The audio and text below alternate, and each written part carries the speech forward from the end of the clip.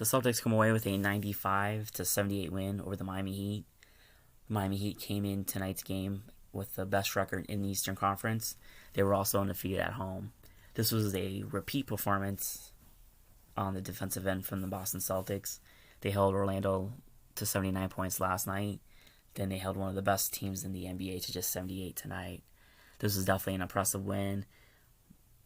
Miami's pegged as one of the better teams in the league, if not one of the title favorites. So getting a win like this definitely should be an encouraging sign. You would think so, at least. This is definitely some kind of momentum that the Celtics hopefully use. That you look at the film of this game, the last two games really on the defensive end, and kind of keep that message, that structure in place. The switching seemed to be working in the last two games. This is definitely something that the Celtics came into this season talking about, was their defense, was their focus. We have all of the tools there. We have Robert Williams, we have Marcus Smart, some other players like Neesmith, who had a huge game. I've been asking for him to play. He had a huge game off the bench, knocking down up 3 threes, ended with 13 points.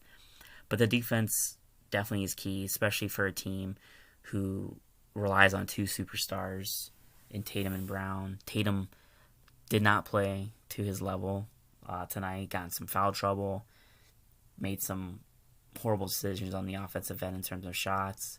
Just didn't have it tonight. The ball movement was definitely there during stretches. I think the team still has room to grow there.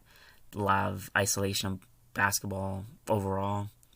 But definitely encouraging to see this team play with so much effort on the defensive end. Defense does win championships. Not saying this is a championship team just yet, but definitely where they need to be for sure defensively. Definitely encouraging after just so much drama the last few days. And hopefully Jaylen Brown's hamstring injury isn't too bad. But overall, this game was something to be excited about. Thankfully, the Celtics held on to this game. There was some scary moments. Third quarter run by the Miami Heat. The Celtics had a 20-point lead, got cut down to 8. Celtics hung on there and just put the defensive clamps on the Miami Heat. Lowry didn't play in the fourth quarter after he suffered an ankle injury, but the Celtics pretty much had it in hand at that point. But overall, pretty pleased with this team, and on to the next one.